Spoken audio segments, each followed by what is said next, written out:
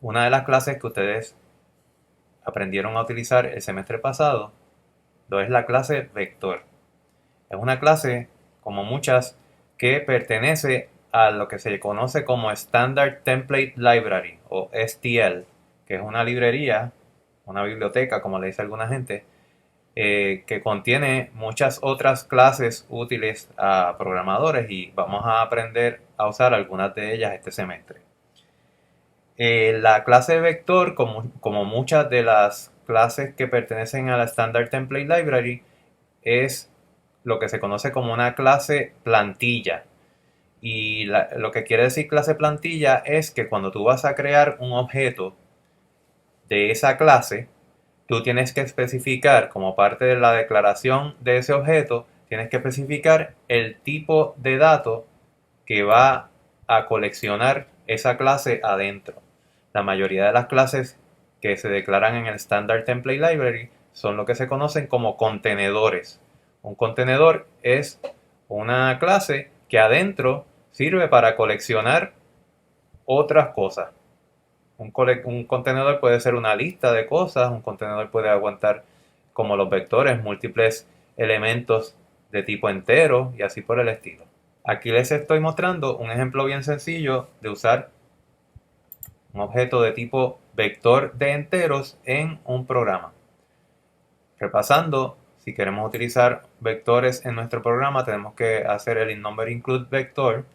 Aquí está un ejemplo de una declaración de vector de enteros. El objeto se llama v en este caso y es un vector de enteros. Aquí podemos evidenciar, ¿verdad?, lo que les estaba diciendo ahorita de que el vector es una clase plantilla. Hay que especificarle qué tipo de elementos son los que va a guardar dentro de sí. Y entonces aquí tenemos un loop que da 10 vueltas y en cada una de las vueltas está añadiendo al final del vector un elemento entero que es i por 10, ¿verdad? Así que el primer elemento se le añade 0, al segundo 10, 20 y así por el estilo. Al final vamos a terminar con un vector que contiene 0 en su primer elemento y 90 en su último elemento. Vamos a hablar de diferentes maneras en que usted pudiese desplegar el contenido de los elementos de ese vector. Quizá la más conocida por ustedes es volver a generar los índices de los elementos de ese vector, que serían desde el 0 hasta el 9. Creamos un loop, ¿verdad?, que genere los índices desde el 0 hasta el 9. Y entonces, en cada vuelta de ese loop, acceder el elemento iésimo de ese vector, que como recordarán ustedes, utiliza la misma sintaxis que cuando estamos accesando elementos de un arreglo. Vamos a correr eso.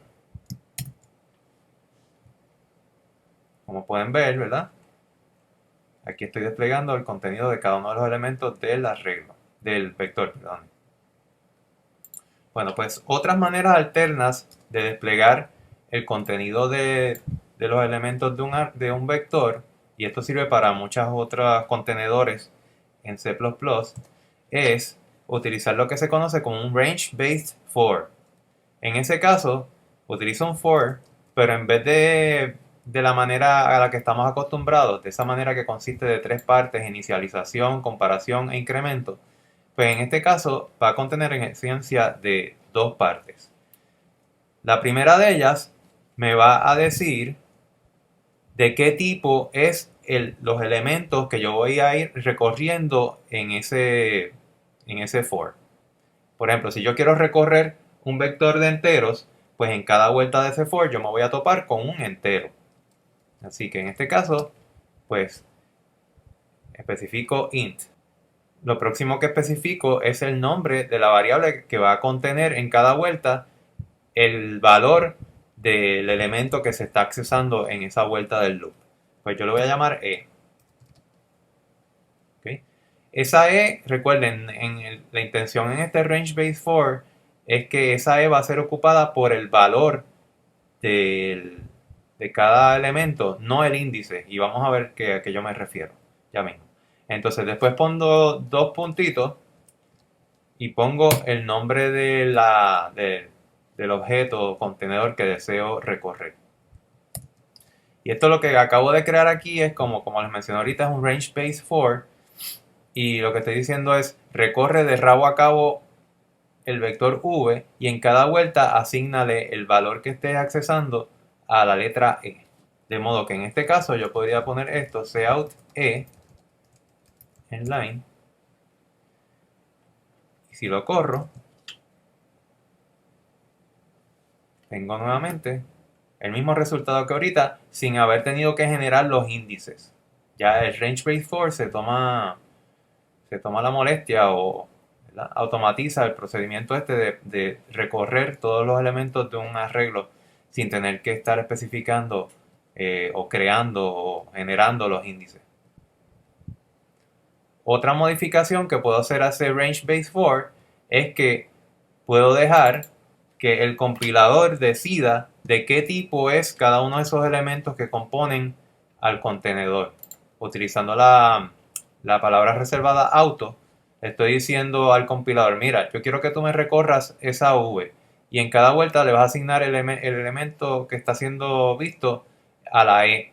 Y tú mismo, en base a lo que tenga esa v adentro, decídeme cuál es el tipo que le vas a asignar a la e. Vamos a ver si eso funciona. Pues mira, funcionó. A alguna gente no le gusta el uso de esa palabra reservada auto, pero yo pienso que por lo menos para los range base for, el compilador es completamente capaz de deducir bien cuál es ese tipo que le corresponde. Así que conmigo no hay problema que ustedes utilicen auto en el contexto de los range base fors.